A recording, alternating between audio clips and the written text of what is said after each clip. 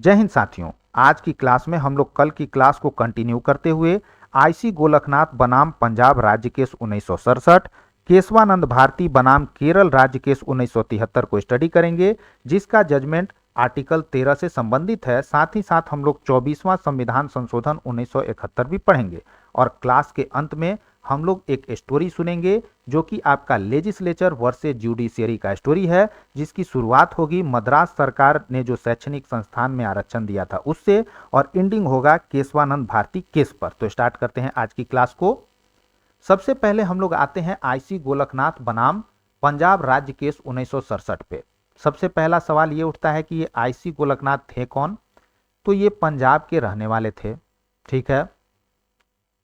इनके परिवार के पास क्या था, तो इनके परिवार के पास 500 एकड़ से भी ज्यादा जमीन था। तो आप लोग कहिएगा कि ये तो बहुत अच्छी बात है, ये लोग धनी मनी आदमी थे। दिक्कत कहां हुआ, तो दिक्कत हुआ है 1953 में। क्या दिक्कत हुआ है, तो पंजाब सरकार एक अधिनियम लेके आ जाती है। कौन सा अधिनियम भाई, नाम क्या था उस अधिनियम का, तो नाम उस अधिनियम का था पंजाब सुरक्षा और भूमि कस्तकारी अधिनियम। भूमि कस्तकारी अधिनियम। अगला सवाल ये उठा कि इस अधिनियम में खास क्या था, तो इस अधिनियम में था कि यदि किसी व्यक्ति के पास 6 एकड़ से ज्यादा जमीन है, समझेंगे, किसी व्यक्ति के पास 6 एकड़ से ज्यादा जमीन है तो उस जमीन को सरकार क्या कर लेगी, तो उस जमीन का सरकार अधिग्रहण कर लेगी, ठीक है। साथ ही साथ ये जो पंजाब सरकार का लाया गया एक्ट था, इसको क्या किया जाता है, तो 17वां संविधान संशोधन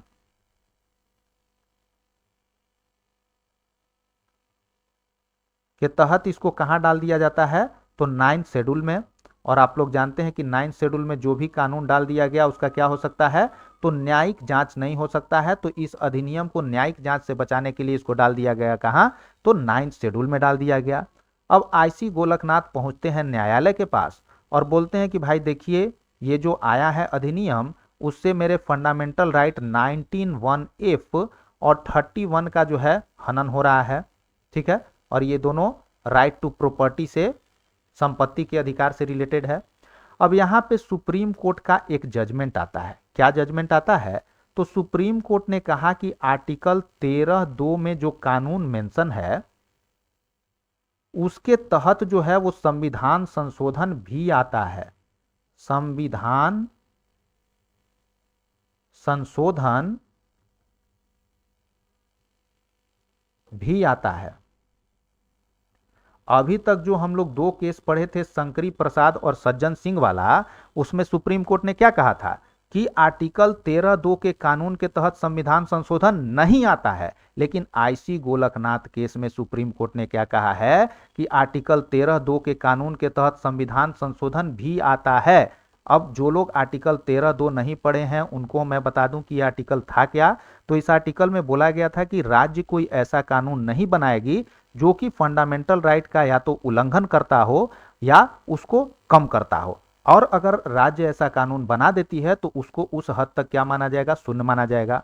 अब जाहिर सी बात है कि जब संविधान संशोधन भी इस 13(2) के कानून के अंतर्गत आ रहा है और संविधान संशोधन अगर क्या कर रहा है, आपको फंडामेंटल राइट का उल्लंघन कर रहा है, उसका सीमा कम कर रहा है, तो संविधान संशोधन को भी उस हद तक क्या होना पड़ेगा, शून्य होना पड़ेगा। तो यहां पे यही बात बोला गया कि संसद जो है वो संविधान संशोधन के बाद भी फंडामेंटल राइट में संशोधन नहीं कर सकती है, ठीक है।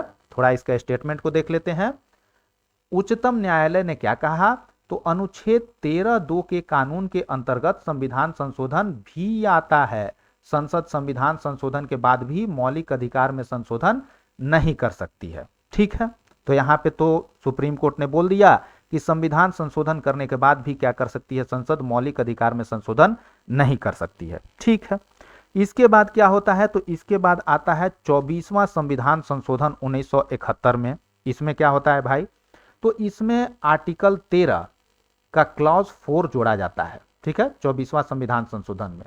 अब इसमें क्या था, तो इसमें यह था कि आर्टिकल 13 का कोई भी प्रावधान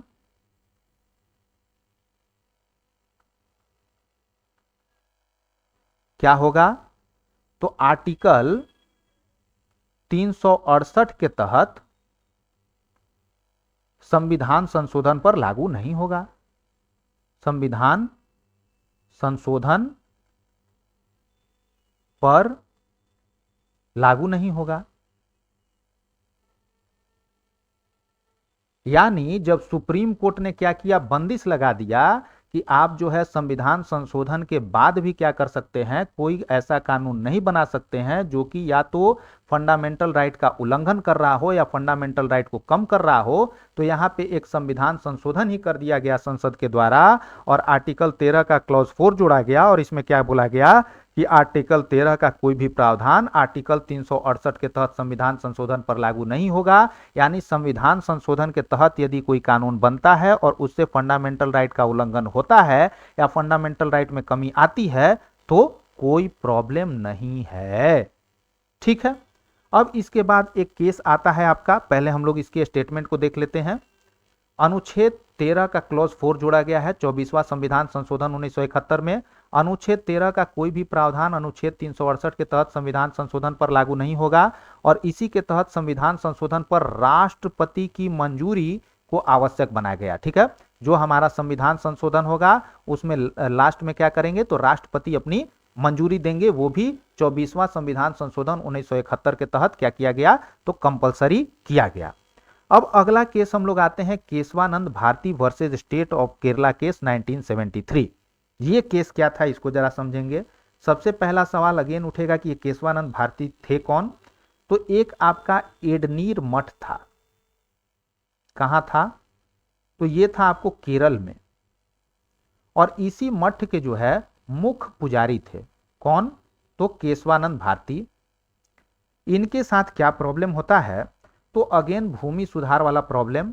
1969 में केरल सरकार क्या करती है, तो भूमि सुधार एक्ट लाती है। उसके तहत क्या होता है, तो ये जो केशवानंद भारती थे उनके पास मठ की कुछ जमीन थी जो कि इस एक्ट के बाद क्या होनी थी, सरकार के हाथों में जानी थी। ठीक, तो अब ये केशवानंद भारती क्या करते हैं कि सुप्रीम कोर्ट में याचिका दायर करते हैं। क्या याचिका दायर करते हैं, तो ये बोलते हैं कि मेरे फंडामेंटल राइट 25, 26, 14, 19 1F और 31, ठीक है, इतना फंडामेंटल राइट का हवाला देते हुए इन फंडामेंटल राइट को लागू करने के लिए ये रिट जारी करने के लिए किसको बोलते हैं, तो सुप्रीम कोर्ट को बोलते हैं। इसमें आर्टिकल 25 में क्या है, तो धर्म का पालन प्रचार का अधिकार।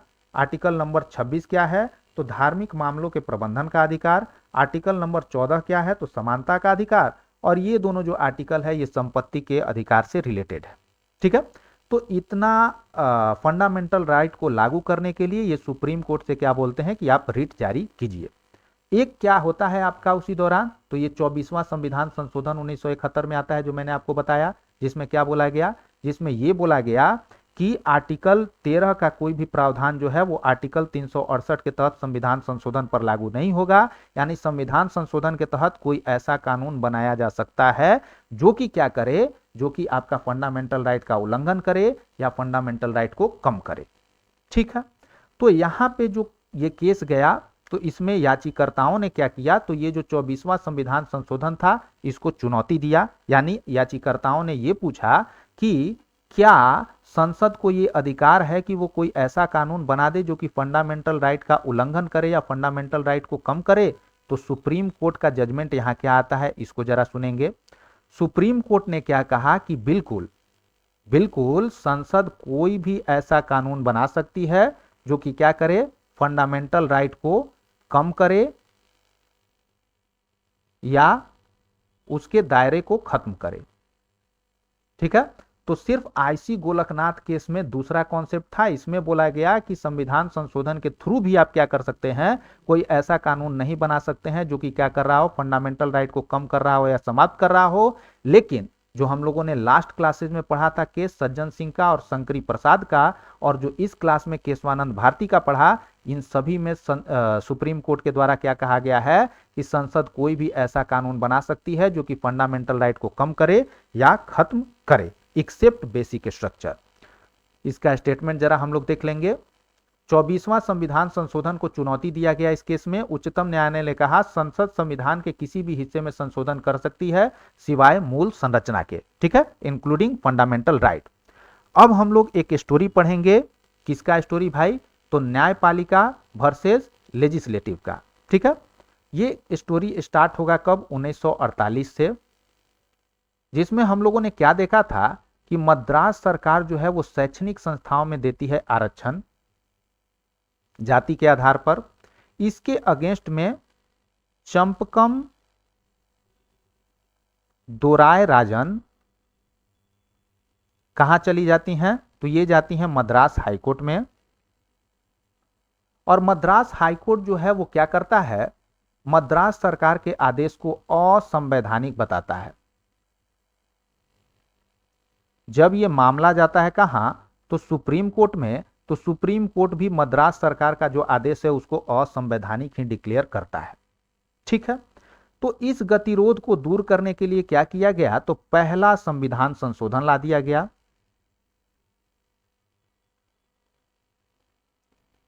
पहला संविधान संशोधन में एक आर्टिकल जोड़ा गया, कौन सा? तो आर्टिकल 15 का क्लॉज 4। और इस आर्टिकल में क्या था?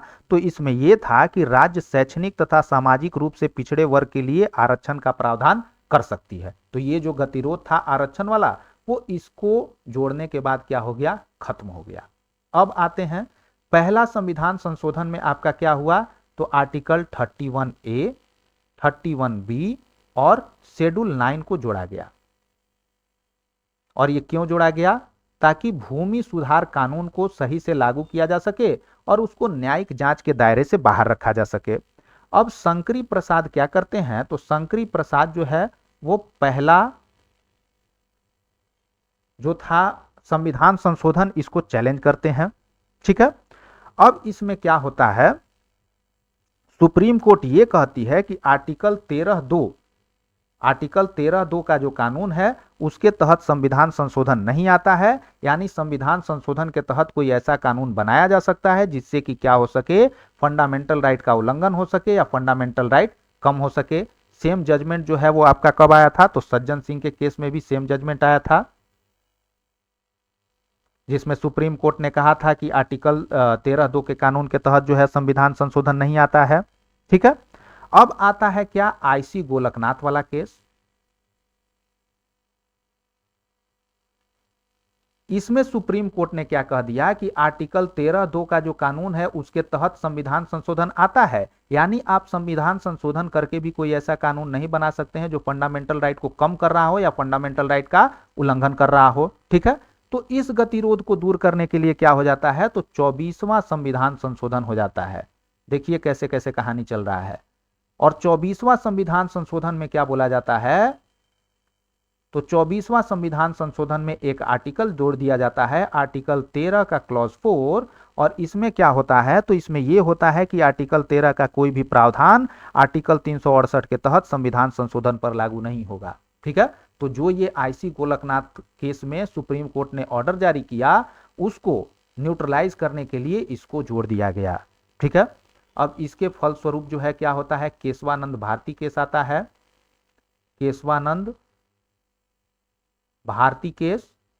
इस केस में जो है वो 24वां संविधान संशोधन को चैलेंज किया जाता है और फाइनली सुप्रीम कोर्ट का ये डिसीजन आता है कि संसद क्या कर सकती है? वो संविधान के किसी हिस्से में संशोधन कर सकती है इंक्लूडिंग फंडामेंटल राइट, सिर्फ वो बेसिक संरचना में संशोधन नहीं कर सकती है, ठीक है। तो यहां पे देख रहे हैं जैसे जैसे क्या हो रहा है, न्यायालय जो है वो सरकार को बांधने का कोशिश कर रहा है, वैसे ही संसद क्या कर रहा है? एक नया संविधान संशोधन कर दे रहा है और अपने आप को न्यायालय से फ्री कर ले रहा है, ठीक है। यही मैं यहाँ पे आप लोगों को बताने की कोशिश कर रहा था।